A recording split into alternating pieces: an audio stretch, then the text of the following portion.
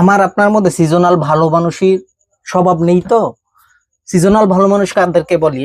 রাজনৈতিক আমার পছন্দের দল যখন সরকার দলীয় ক্ষমতায় থাকবে, তখন আমার পছন্দের দল সরকার দলীয় ক্ষমতায় থাকাকালীন সময়ে যখন অন্যায় অপরাধ, যত অন্যায় অপরাধী করুক না কেন, অন্যায় অপরাধের চূড়ান্ত পর্যায়ে সর্বোচ্চ সীমা ছাড়িয়ে যাবে, তখন আমরা আমরা আপনি মুখে কুলুপ এঁটে বসে থাকি। কুলুপ এঁটে বসে থাকা মানে হচ্ছে মুখ বন্ধ করে রাখা বা কথা না বলা, নিশ্চুপ থাকা।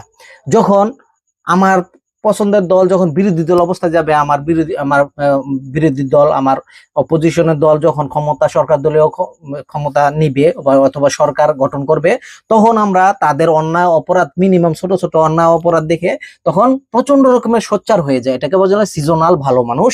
সময়ে সময়ে আমরা সোচ্চার হয় নিজের স্বার্থে আঘাত লাগলে আমরা হাদিস কোরআনের রেফারেন্স দিয়ে কথা বলি, মানে সারাক্ষণ কথা বলি বিরোধী দলকে ঘায়েল করার জন্য, আক্রমণাত্মক আক্রমণাত্মক ভাবে ঘায়েল করার জন্য হাদিস কোরআনের রেফারেন্স করছি। যখন আমার নিজের পছন্দের দল যখন সরকার দলীয় অবস্থা থাকে বা সরকার গঠন থাকে, তখন আমরা টাকা উপার্জনে ব্যস্ত থাকতে থাকতে এই ন্যায় অন্যায় অপরাধ আমাদের চোখে ধরা পড়ে না। এটাকে বলে সিজনাল ভালো মানুষ। আমি নিজেও। ধন্যবাদ।